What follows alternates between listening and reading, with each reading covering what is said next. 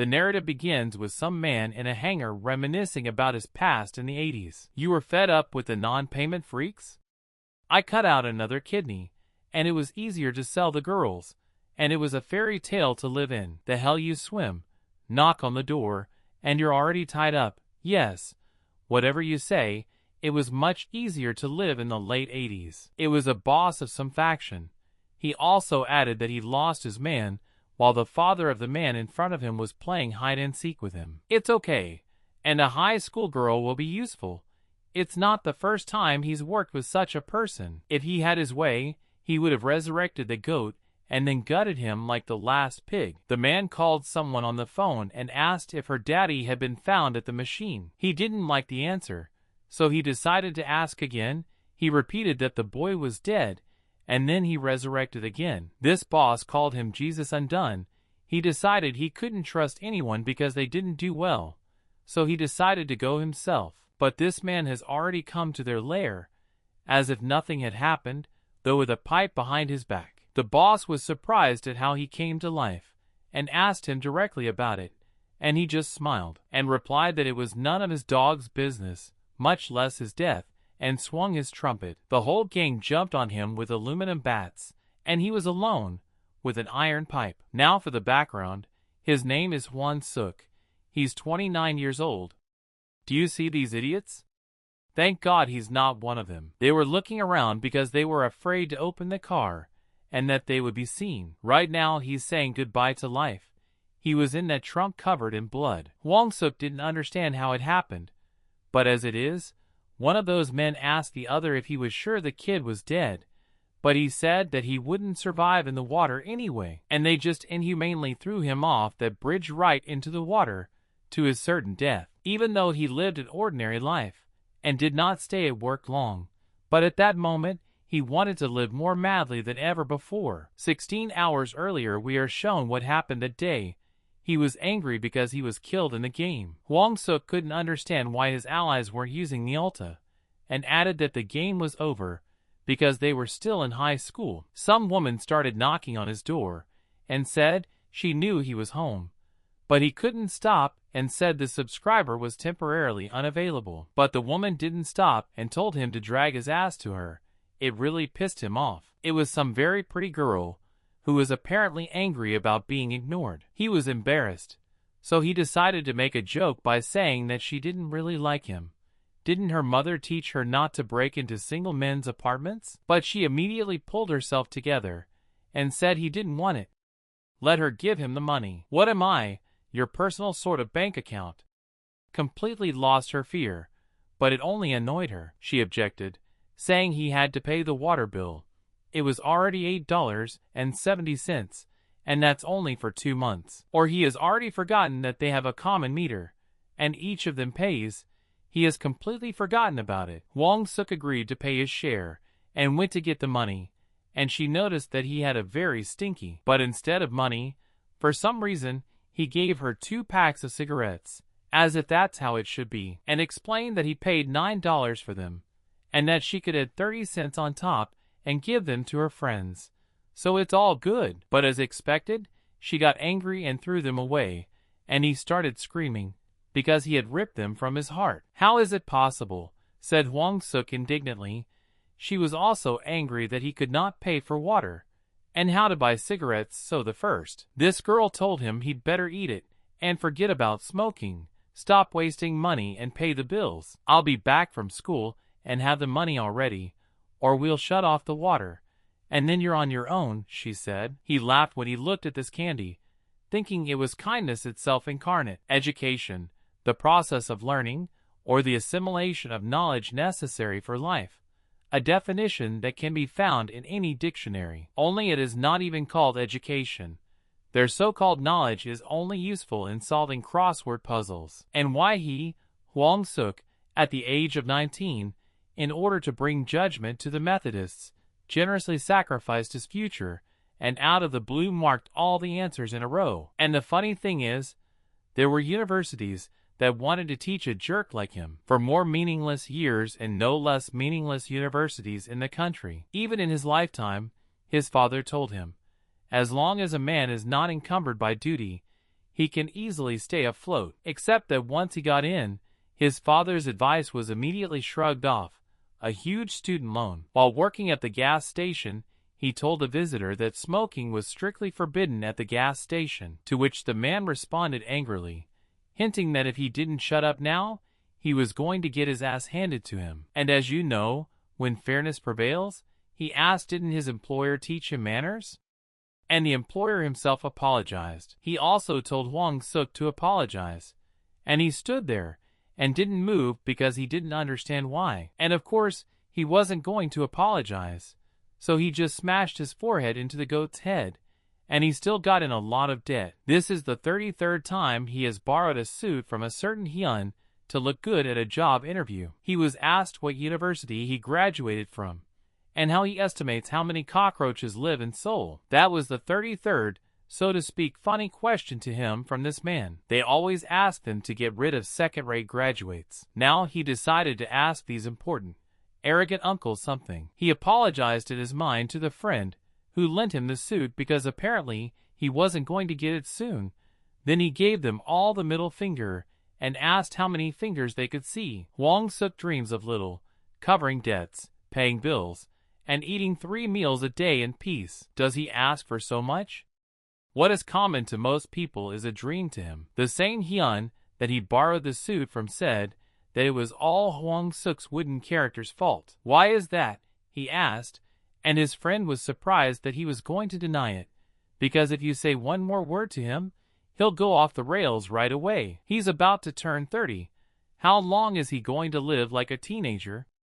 Hwang Suk asked him not to act like an adult. He's only 2 years older than him, and began verbally counterattacking that if he was so smart, then why was he working 14 hours a day without a bonus in a shitty factory? But he asked Hwang Suk to listen to him carefully and not to interrupt, and then he drank a shot and began to say that before 30 and have nothing behind him, it's scary. No one will hire him as a young professional. His age is wrong, and he has almost no experience. Stop fooling around. Time stands still. He has an unknown future ahead of him. Calm your ardor, unless of course you want to end up like him. Yes, life is still shit, but also not a choice, so you just have to be patient. They are suddenly approached by some drunken man who recognizes Jeonjae and Ha. They were acquainted, and the man noticed that he was drinking. Hyun started making excuses that he and his friend decided to take a break, but before he could finish, the man punched him in the face, saying he was completely brain dead from alcohol. That's why he's useless.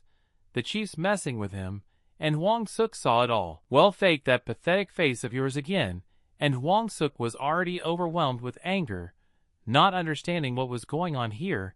That man kept hitting him and telling him that he should be ashamed of himself. He couldn't take it anymore, and he started yelling what the hell was going on, and his friend was making some kind of face. He began to make some strange noises, and the man laughed at him and added that that's all he's good for. He's meant to be a nobody and obey others. Hwang Suk remembered how he told him just 5 minutes ago that it was scary to live to 30 and not have anything on your mind.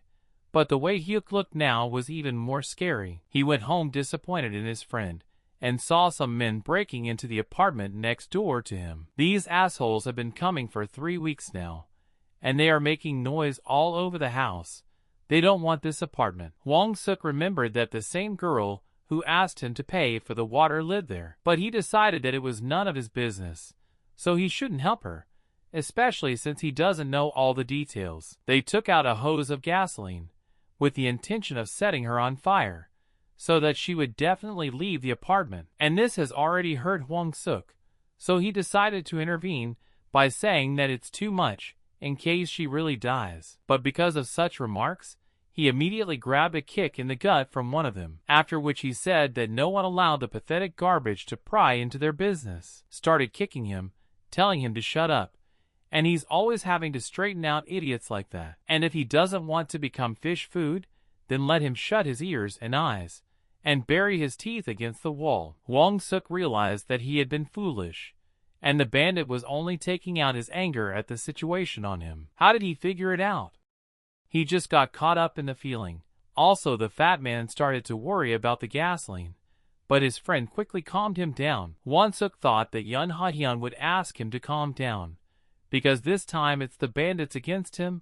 He'll get caught and play in the box early. He remembered his friend's line about life being crap, but you just have to be patient, and rushed to attack the man on the head with a stick. The fat man didn't even have time to realize that his friend was lying on the ground, so he was in a stupor, and Won-suk took advantage of that and hit him in the face with a stick too. He decided it shouldn't be like this.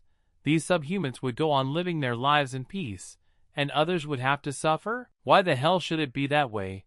It should be different, fair. This world is too unfair, and it must be corrected as soon as possible, by any means necessary. Won-suk decided that he would let them live, but that he would never see them again. And if suddenly it did not seem enough, then please, they could also bring their friends. He's going to clean everyone's face without sparing a single one. That night, he was more determined than ever to. And the stress is gone. Can he at least sleep in peace tonight? Without thinking about all this crap. But his meta was not to be, because the man pulled a knife from under his coat. Tonight he will sleep, eternal sleep. This man stabbed him right in the face, causing blood to splatter everywhere. But after hitting him once, he did not stop, and after covering his mouth with his hand, the man continued to stab him with the knife. Wow, he's going to die because of his own stupid breakdowns, he thought. His name was Won-suk.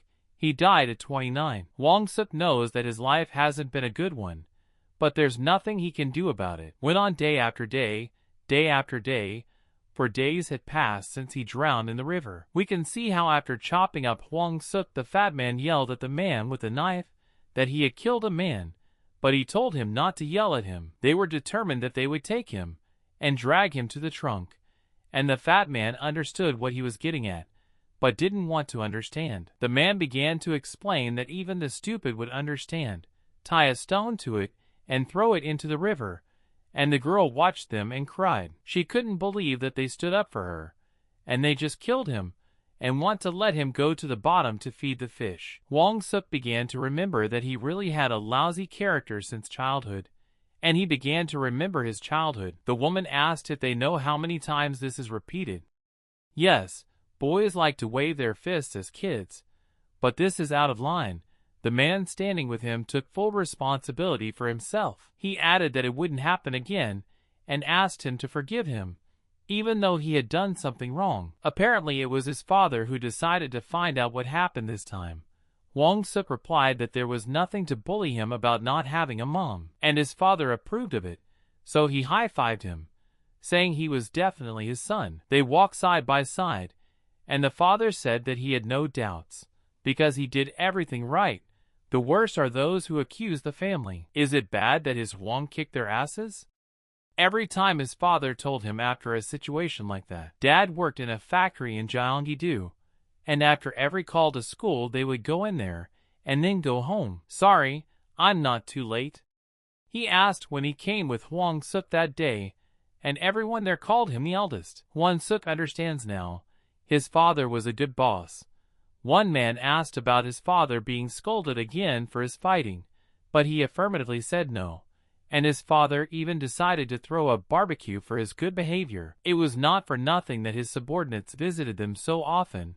When they heard about the barbecue, they all started asking to visit him.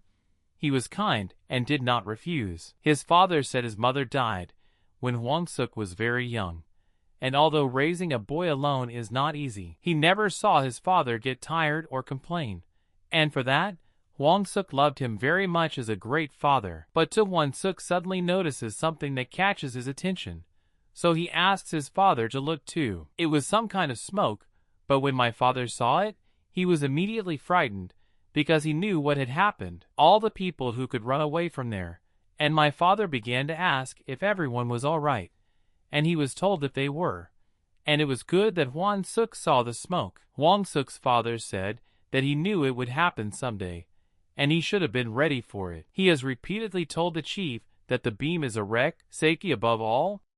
Ugh, the main thing for them is to make money. Some man came running in and started saying that there was trouble. The men had gone to the warehouse. They weren't here. Are they still there?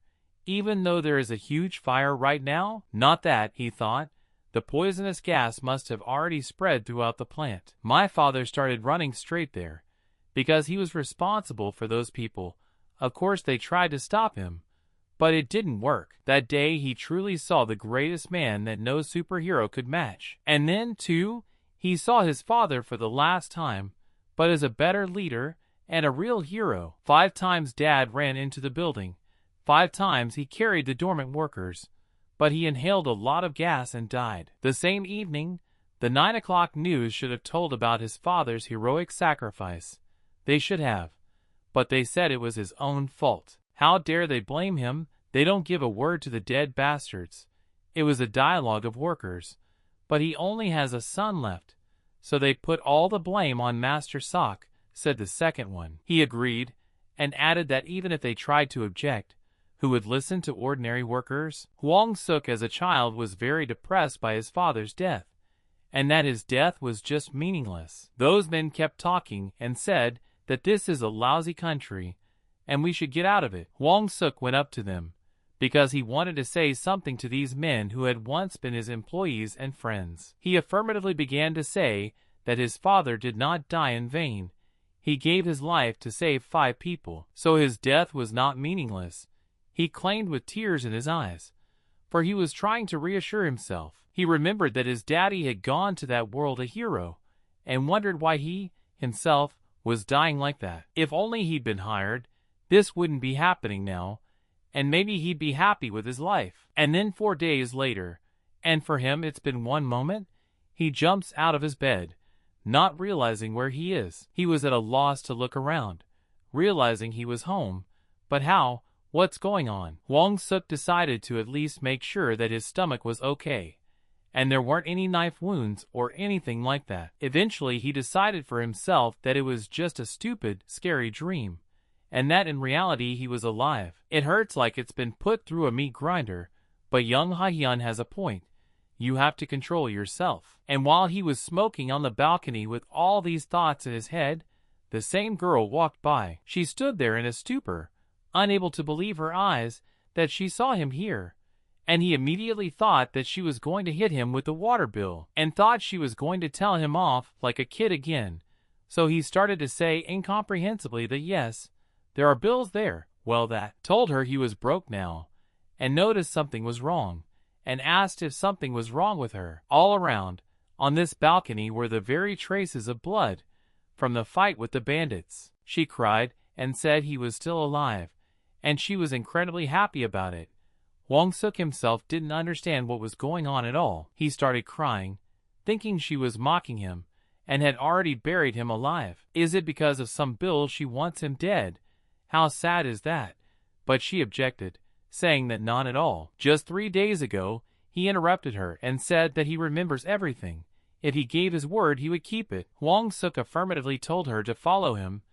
She didn't understand why, to which he said he was going to give her the money for the water. She hesitated for a second, thinking she was imagining things, judging by Hwang Suk's reaction. So she reminded him of that stupid nightmare, and she thought it could not be. She called the police, and those men did not come to her anymore. At 3D in life, I'll have to withdraw cash this month as well. He's so sick of his poor life. He already sees his credit rating going down, and is asked to enter his password. But she walked up and pressed the refuse button without saying anything. Hwang Suk didn't understand what she was doing. She realized it was a credit card and asked him if it was. Of course it was, and he told her so. This girl cut this card in half without a second thought, with determination, just like a karate chopper. Hwang Suk expectedly got angry, asking what she thought she was doing, but she replied that he was no better, and threw her in the trash, and started explaining that the more money he withdraws, the more miserable his credit rating becomes. Soon he won't even be able to borrow change. What kind of fool would risk paying for water like that? He started to look like a nobody, saying that now he has nothing to pay the bills for. He can't even live on. But she asked what he was going to eat, which surprised him even more. The girl started explaining that he probably hasn't had dinner yet, so she'll take one for him too. But I specified that it should not be more expensive than $1.50.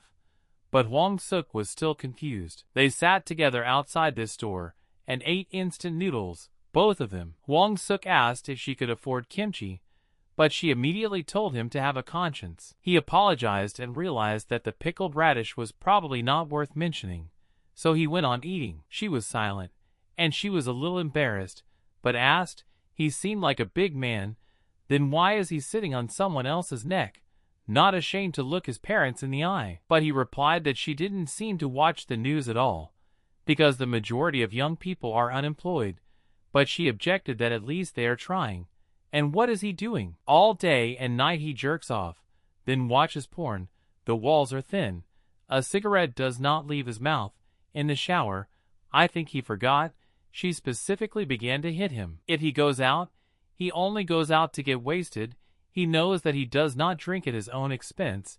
He realized that she was telling the truth, which hurts even more, and she asked why he was silent. Let him say that she was wrong. Did she decide to tell him directly that she had to work, or did he not hear her? You can't owe someone, neither him nor her. She said a lot of things and then decided she had to go. Hwang Suk tried to stop her by asking about the ramen, but she told him to help himself, because he's not likely to be full by himself. He was finally disappointed in himself, because the high school girl both fed and told him off, a grown man. Hwang Suk noticed that she had forgotten some book of hers on the table, so he took it to give it to her later. At this point, she was already walking somewhere and wondering if she should have waited for him, but she decided not to, because she would have cried in front of him just a little longer. She was glad he was alive, because she couldn't live with the fact that he was dead because of her. But she was abruptly grabbed by some man, first of all covering her mouth, so she wouldn't scream. It was those bandits. But she couldn't resist, because they were strong enough, and there were two of them. He asked the fat man if it was definitely her, and he convinced him it was, saying that they had seen her once when they came to get the money. "Well, pretty girl, you got her?" he said, and added that he would only ask her two things. One, where is her father? And two, he mentioned that 3 days ago he had a heart-to-heart talk with her nosy neighbor. He asked her if she had seen everything. And then a man shows up and tells them to stop immediately and let her go. Of course, it was Hwang Suk who went on to say that they must have gone completely out of their minds to attack a child in a public place. The bandits were shocked by what they saw.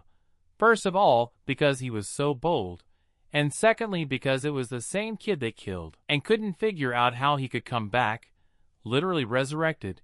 And Hwang Suk noticed something. He remembered that these were the same bandits who were always hanging around their door in the evenings. Hwang Suk started to say that he had nightmares about them, and now they're doing it, and they're incredibly frightened and start to think it's an undead spirit. She still managed to get out of their hands a little, and shouted for him to save her, and added that it was them. But the bandits didn't want her to scream, so they decided to shut her up with a swift kick to the stomach. It made Hwang Suk very angry, which was to be expected, and he looked like he was ready to kill them, so they got really scared. He started running right at them, saying he was going to beat them up, so they thought they should run. Hwang Suk asked the girl how she was feeling and decided that they had signed their own sentence. He ran after them as hard as he could, and they in turn ran as fast as they could. They couldn't tell if they were hallucinating because there was a living corpse chasing them, and the fat man said it was a ghost.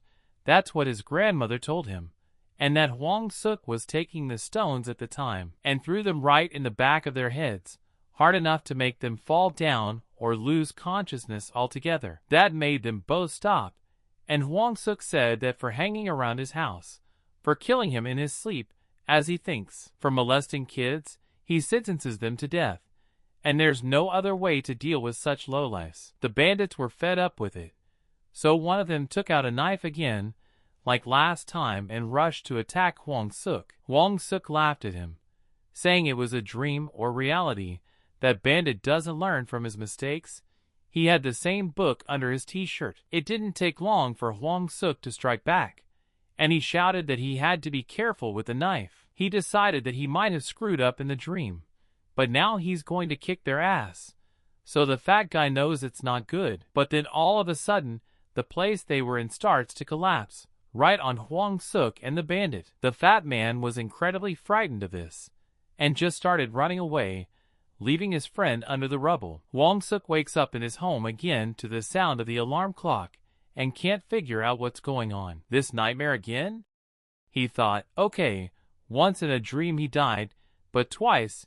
He even wondered if he was sick, but no, he can't be sick now. And when he was poking around on the internet, he found something that shocked him completely. There was the same construction site where he died in what he thought was a dream, and the article said that there were 2 dead, and he realized that it didn't seem to be a dream. Now he is completely confused, but decided that first he should quickly run to the construction site and see for himself what's going on there. But then suddenly someone started calling him, and he noticed it because the phone started buzzing. When he picked up the phone, he was asked if he was Mr. Hwang Suk.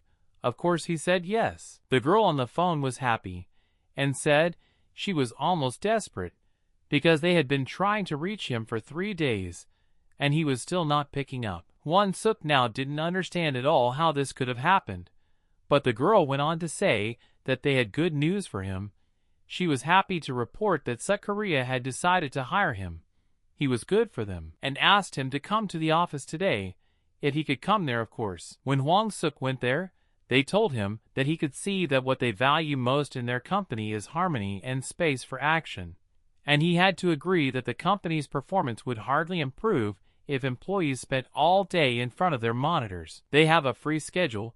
He decides when to come or go, as long as he does not have an important appointment. Come with me, you'll have time to look around, she said, and led Hwang Suk after her. And then she showed him his contract. From next week the introductory period will start, so let him try to see everything beforehand. She also asked him to bring his bank statement and social security card. But then Hwang Suk apologized and wanted to ask him something. Are they mixed up? Why would such a huge company need someone like him? Although at the interview he stood out a bit when he gave everyone the middle finger. She said he seemed to be right. Mr. Hwang Suk made it clear with his high middle finger. The insecure coward is clearly no match for him. But here she decided to be honest. His candidacy was highly questionable. She was looking for his resume, and she found it. And it said something about himself that our education is rotten from the inside. He was convinced when he purposely failed all the exams, and he was still accepted to the local university. He was kicked out of his part-time job on the first day because of his character. Honestly, a junior high school student would have written better. At first they even thought it was some kind of prank, but someone at the top noticed his strong character and dedication to his beliefs, and his self-presentation is simply above all praise. As he knows, the company was founded in cooperation with France, so the representative comes from there. He was so taken with his letter, and Hwang Suk wondered how a foreigner could like him at all. But she started saying that this foreigner, as he said, dreamed of opening his own business, so he came to Korea 3 years ago to gain experience. Another country, another culture. But what struck him most was their work ethic. For example, they hire people based on where they were educated, or they tyrannize subcontractors, and people work overtime without any extra pay. But most of all, he could not understand those who blindly obeyed their superiors, not daring to object to unfair authoritarianism. So after reading Hwang Suk's resume, the representative was so excited. He even said that a person who could write such a letter would never lose his confidence again. The personnel department had to put up with the decision, but God knows they didn't like his arrogant and self-righteous discourse. But she, as a representative, has high hopes for him, she said with a smile on her face. Also added that he should try his best to prove that the personnel department was wrong. He said he understood her and wouldn't let her down.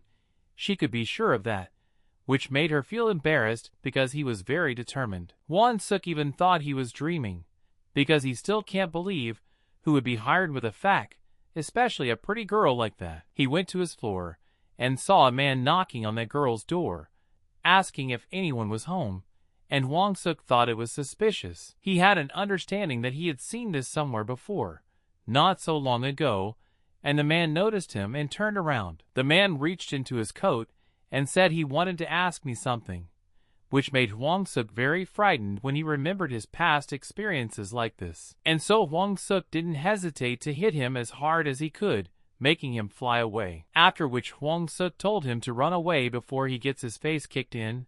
The collector is undone, but he told him to wait, because it's some kind of misunderstanding, and he's a teacher from Mission High School. This man who called himself a teacher went on to say that his student, Cha Yo-rin, lives here.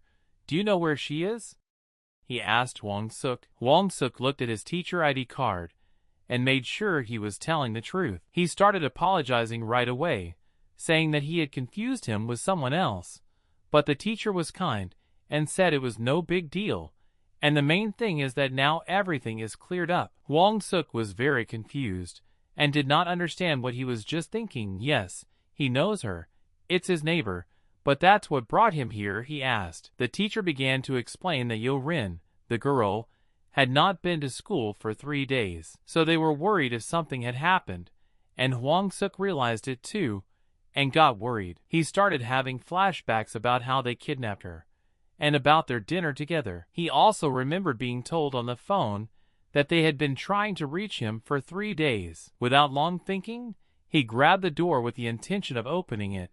The teacher tried to stop him, saying that the owners were not there, but it was useless. Hwang-suk still managed to open the door, but what was inside shocked both him and the teacher. There were no people in a room, but it was a mess. All the things scattered around, chairs, hangers, etc. And while they were both standing and looking inside Yo-rin's apartment, that fat guy was standing around the corner at the same time. He noticed that Hwang-suk was standing there, and was incredibly surprised to think how he could still be alive. Could he be immortal? The backstory is over, and we return to the moment with a certain boss of some faction. He remembers what a good time it was in the 80s. At that time, if you were pissed off with non-payment, you could cut out another kidney, and it was easier to sell girls. It was like a fairy tale. You can't swim. Knock on the door, and you're already tied up. Yeah, whatever you say. It was a lot easier to live in the late 80s. He turned to someone in front of him, saying that he had lost his man, while the father of the one in front of him was playing hide-and-seek with him. He also added that it was okay, and a high school girl would be helpful. And if he had his way, he would have resurrected the goat and then gutted him like the last pig. And we see that Yo-rin is at their place, tied up and suspended. This boss starts talking to someone on the phone, asking if they found that daddy at the machine. He didn't understand at first what he had just been told, so he asked again because he couldn't believe it. He was told that the one who was unemployed died and rose again. Yes, they were talking about Hwang-suk, and hearing that, there was hope in Yo-rin's eyes. While Hwang-suk himself was in a rage in Yo-rin's trashed apartment, realizing that she had been kidnapped. The teacher behind him apologized and asked Hwang-suk if he knew what was wrong, because it's a mess, it's not like her, and then suggested the idea of reporting it to the police, so they could look into it. They sat in the police station and were questioned. The officer started to say that they wanted to say that for the 3rd week now, she has been visited by gangsters, to which Hwang-suk fully agreed. He was also asked if he saw with his own eyes how she was kidnapped. He didn't know what to say because he saw, but prevented it, and she was kidnapped without his knowledge. And then some man hit him on the head and said he was a sissy, which made Hwang-suk crouch in pain and the teacher freak out. He began to ask Hwang-suk what he had gotten himself into this time, and asked him not to lie to him, because he knows he wouldn't just go there. He looked at the teacher and realized that there was clearly a fight on his face. And then he asked Hwang-suk if he was tired of maiming people. The man was trying to say that the teacher seemed smart, and added that he shouldn't lend money to Hwang-suk because he'll end up in jail someday, and they'll clean his head. So Hwang-suk tried to say that's not why they came. The officer who interviewed them began to explain to this detective named Sub-A that they wanted to file a report, and said that the high school girl had been kidnapped by bandits, which made the detective slightly uncomprehending. He began to ask for information about where she had been taken, and when, to which the officer replied that she had been taken from some old apartment in the neighborhood, and before he could finish, the detective noticed that this address was familiar to him. The man, like the staff member, decided to ask if they themselves had seen her being kidnapped, to which the teacher replied no. Hwang-suk jumped up and started screaming that it was all written there, that there were collectors breaking into her apartment, everything was upside down, and if it was just a mess, the girl was gone, to which the detective replied that he didn't see it himself. If he was wrong, let him be corrected. Then, he casually told Detective Han to delete everything and send the two of them home. When Hwang-suk heard that, he couldn't take it anymore and started screaming that they were all crazy, the girl had been kidnapped, and the detective told him not to make a scene, and added that her father Cha Hyuk-suk is a drunkard, and he thinks it's the first time they've been approached because of a pogrom, and in his opinion, he's probably destroying his own apartment. It must have been getting on her nerves, so she ran away from home without a backward glance. The teacher decided to intervene, and said that she had not shown up at school for 3 days. We should at least report her missing. But the detective again said that they had already contacted the correctional center today. Besides, they're not her family members to file a missing persons report, and 3 days is not that long. She'll be back in time. So don't bother us for nothing, wait for now. But Hwang-suk was filled with anger, so he started talking about how the detective omniscient. He didn't immediately understand what Hwang-suk meant, so he went on to say that he wasn't even going to look at her apartment for a tick, was he? What if the search turns out to be really bad? The detective became angry and realized that Hwang-suk seems to have lost his fear. They're not playing games there. Then he told Hwang-suk not to come here or he'll put him in jail for obstruction. But Hwang-suk went on to say that there's no such thing as obstruction. So what the hell is obstruction? This worker called Detective Sonob away for a moment to talk, and asked why they couldn't take the case. He knows it himself. Rumors fly around town fast. And also these, well, those two who died at the construction site. So they were criminals. One of them was crushed so badly that you can't even recognize it. The detective got angry and couldn't understand why his employee was so stupid. The government has long been on everyone's ears. The head of the district administration, the head of the police, even the mayor, all for the sake of improving the statistics on solved crimes. They have to report back next week. Doesn't he understand that it's a dead end? Let's blow the hell out of their stats. So he'd better shut up and not move.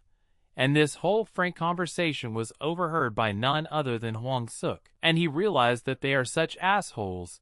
It turns out that they investigate cases selectively.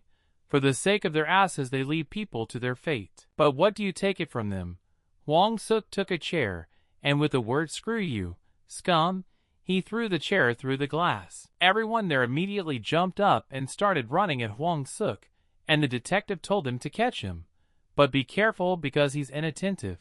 But he was ready and asked who would attack him first. There was a riot and a fight. He beat up all the cops. And his friend came running in and apologized with the teacher and said he would teach him a lesson. And the teacher didn't understand why he was apologizing in the first place. The detective decided that he would let him go, but only for the sake of the girl next door in case he found out something. But next time, he won't get off that easy, and his friend totally agreed with him. And Hwang-suk was already leaving, and called his friend, which surprised everyone. They were walking on the street, and were discussing that now at the station he had a beating too. Apparently he want to go to jail. You won't see a normal life or job then, his friend said. But he answered that he had the job in his pocket, and he meant the job. But of course they didn't believe him. He decided to leave, though his friend tried to stop him. Not understanding when he would take his mind, the teacher also decided that it was time for him to go. A friend noticed that the teacher had something on his face, and he asked what was the reason. Did you get caught by Hwang-suk too? To which the teacher replied that it was something like that. When Hwang came home, he was disappointed. Everything he could have erased from his mind for that damn statement. Now, he doesn't even want to think about anything. And it turns out he was dreaming it all. So that's the bottom line he came up with, but wondered how that was possible. And then what happened to his roommate if not kidnapping? Then he accidentally noticed on the floor the candy that Yorin, his roommate, had given him. And without thinking long, I opened them and put them in my mouth.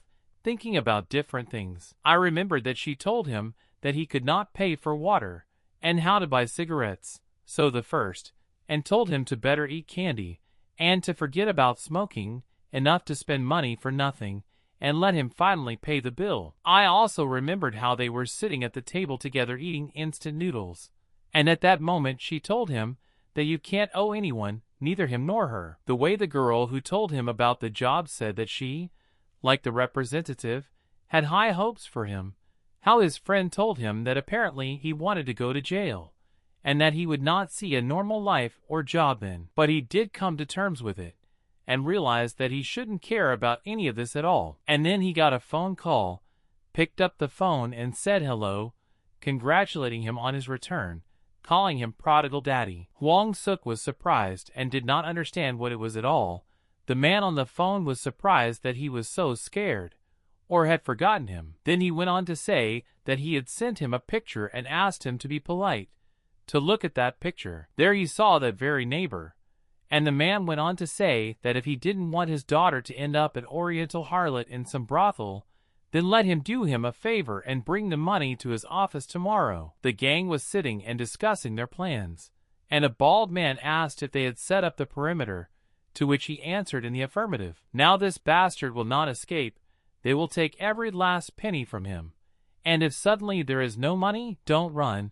First they will cut out his kidneys, then the other organs, their boss thought. That fat guy asked the boss what to do about that unemployed neighbor, meaning Hwang Suk. The man didn't realize how many times he had to repeat that he was just imagining things. He went on to say that he had already made him into a Jesus. If he was dead, then he was finished. No 3 days was out of the question. And then there was a sudden knock on the door, which made this boss get scared. Someone came to them, and this boss with a confident look began to say that apparently they have a new client, and asked where he was in such a hurry, enough money for all, and then asked what amount he would like to buy, and asked why he hit the door so hard he could have broken it. And the fat man was very scared when he saw who was standing there, because it was the same Hwang Suk who said he didn't care about the pittance. Let him post where the high school girl is, implying Yeo Rin. The fat guy started screaming that it was him. The pipes fell on him at the construction site, and the boss was surprised, saying that the newspapers wrote that he was only one wet spot left, after which he asked him to tell me what was the secret of his standing in front of him.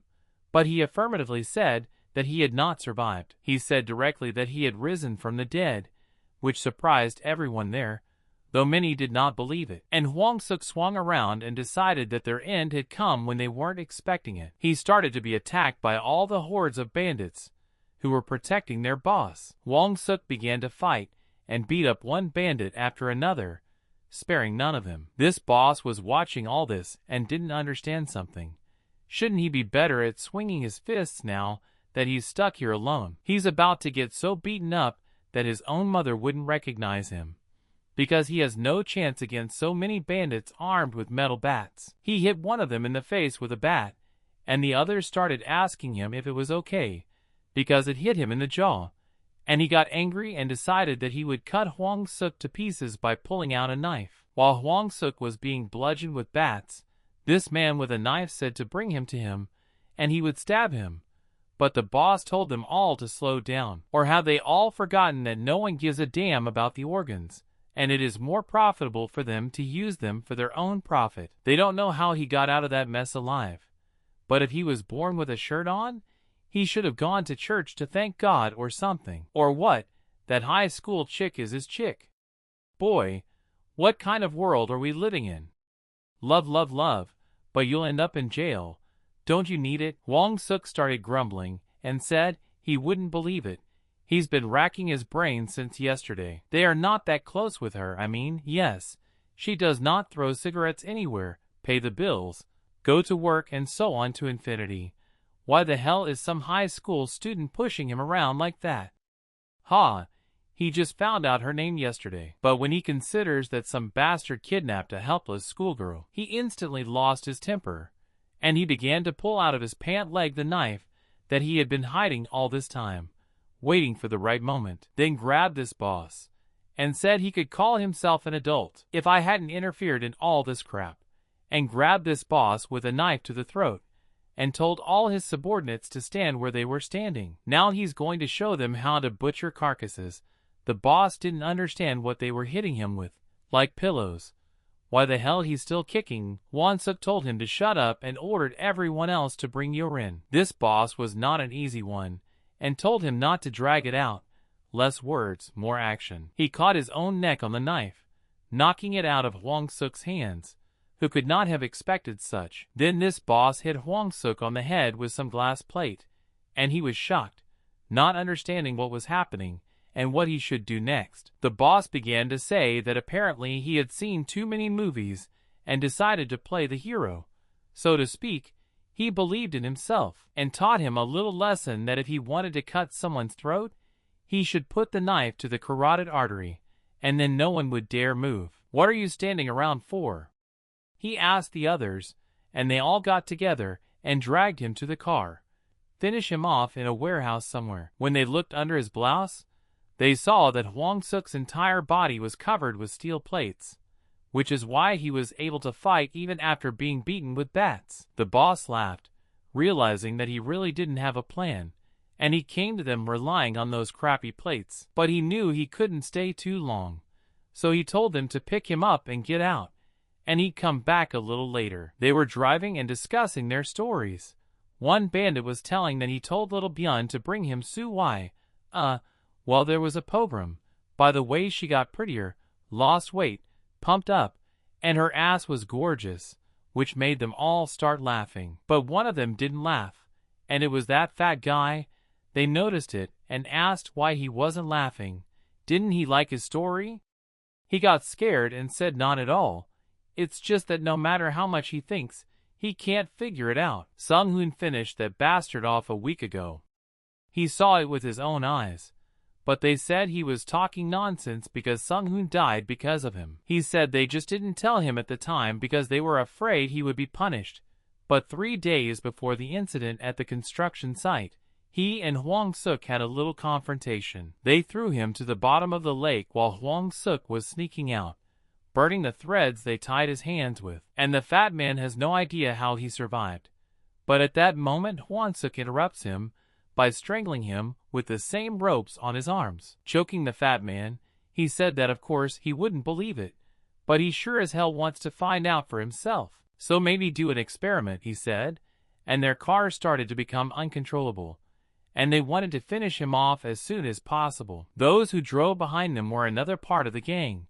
In the car where the boss was, the driver also noticed that they were a bit, so to speak, stormy. They just flew out of the track and started falling down the bridge, all together with that car, with no chance of salvation. Their boss as well as the driver were shocked by this sight, because he literally lost 5 of his subordinates. The car began to fall deeper and deeper, sinking little by little to the very bottom of this small river. We can see this news being told on the news as they are at the side of the car that just recently went off the bridge, and as viewers can see, the rescue work is still underway. According to preliminary data, there were 5 people in the car who were members of a criminal group, and the boss could see that he was very angry, which made him get angry and throw the plate at the TV, not understanding why they had lost so many people to one stupid donkey, and asked if they had caught the girl's father, but the bald man said they were still looking for him. All patience has its limits. Call the guys in the Philippines. Tell them we have some fresh stuff for them. But now is not the right time for that, the bald one answered. Because of a recent incident, the police are closely watching their every move, which made the boss angry with no understanding of why he is surrounded by idiots. That's why they have to get rid of her quicker. No girl, no evidence. If they find out that they kidnapped a minor, they'll all get killed. And then he is interrupted again by some knocking. It was Hwang-suk smoking a cigarette.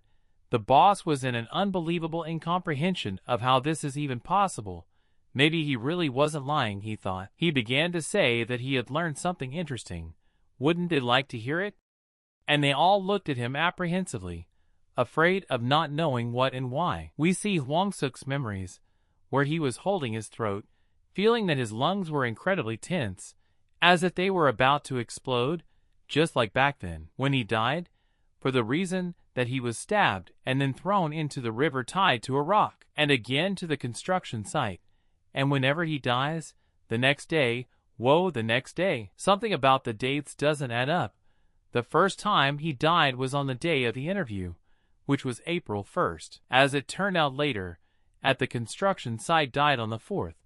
At least that's what the news reported. And yesterday in his statement at the police station, he ironically wrote April 7th. By any stretch of the imagination, he died and was resurrected every time, exactly 3 days after his death. Today is April 8th, and if he wakes up this time, it will be April 11th. But what if he doesn't? If he doesn't rise again and is gone forever without the possibility of changing anything else? He did not understand what he was doing, what he had to do in such a situation, how he could save himself, and whether he would be able to do anything at all. What nonsense! He's out of his mind. He's not a damn Lazarus. He knew he couldn't die like that, but his strength was failing him, and his life was coming to an end. And before he knew it, he was back in his apartment, again on his bed, on the 11th. When he saw the calendar, he realized that it seemed that he was resurrecting the truth, because 3 days had passed, and he was alive. Although when he was drowning he was aware of everything around him. He began to laugh maniacally, because his psyche could not withstand such a thing. Because even though he is not brilliant, but any fool knows, 2 times a coincidence, 3 a pattern. We're back to the part where he came to this gang saying he had learned something interesting here. Don't they want to hear it? The boss couldn't understand what the hell was going on. Why he was walking around quietly when his guys became fish food. He couldn't stand it anymore and started shouting loudly to be finally finished off, all the way to the end, for real, in front of him. When, like that time, he was attacked again by a horde of bandits with iron bats, he asked them to wait a bit, and started to do something. He took out some kind of bottle, then lit it, and threw it right under their feet. Most likely some kind of explosive, or easily ignitable liquid inside, but they didn't know what was going on yet. The boss was reminded of the old money. There was a time. Okay, so what did you wrap it in? A can of gas. If you were going to throw it, and then something unexpected happens, literally half of the floor blew up, so much so that the whole neighborhood could hear the explosion, and it would not go unheeded. All the bandits were very frightened by the explosion, and some of them were injured. The boss himself was covered in blood.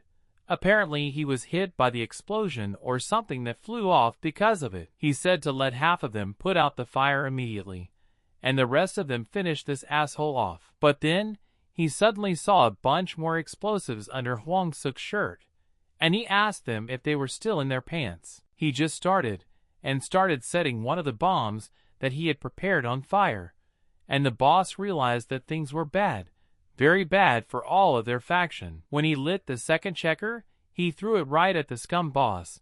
They all started to run away, telling him to run too, but he couldn't. But right in his face, the bald man caught that saber and prevented it from exploding, thereby killing their boss, for whom they were willing to lay down their lives. This bald man looked at Hwang Suk, surprised by what he had done, without any emotion, as if he were a real killing machine, and he just doesn't know what emotion is. He was much taller than Hwang Suk, and he had a clear advantage in strength, even though Hwang Suk could have blown the hell out of the place without leaving anyone alive. And he didn't fight. He said they would take the girl away. Hwang Suk didn't understand at first what was going on, why he thought that. He repeated what he said and said that Hwang Suk should follow him. But Hwang Suk understood what was going on, and also understood that they were trying to keep him for an idiot.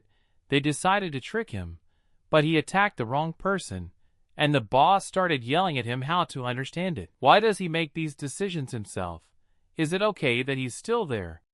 Do you want to take over my place?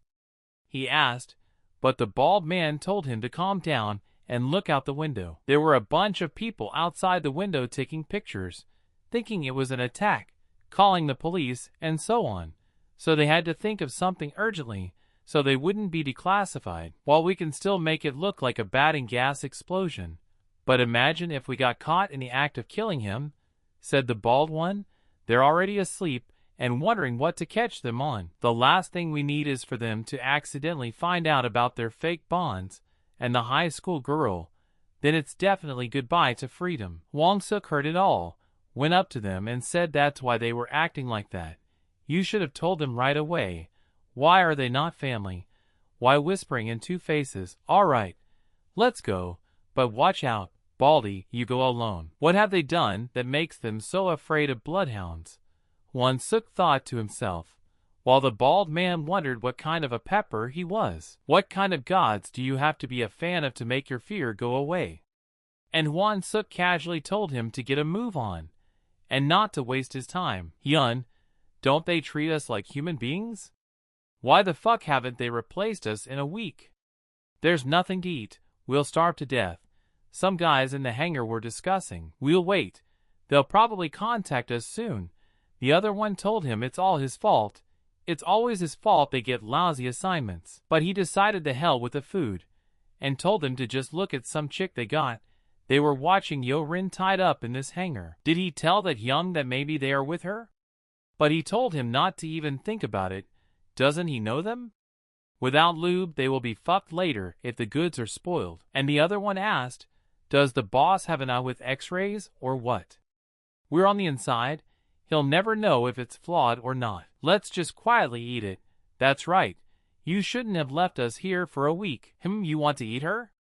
Asked Hyun, who was already drooling from his mouth, with the desire to fuck her. He stood up and told them to smoke outside for a while.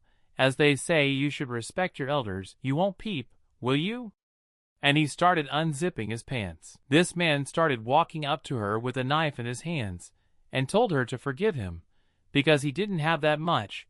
It was even kind of embarrassing in front of her, and added that it would soon be over, so let her be quiet so no one hears, and don't kick. Those men sitting on the street noticed that he was the most idle, and he was the first, but the second said to score, because you do not have to wait long.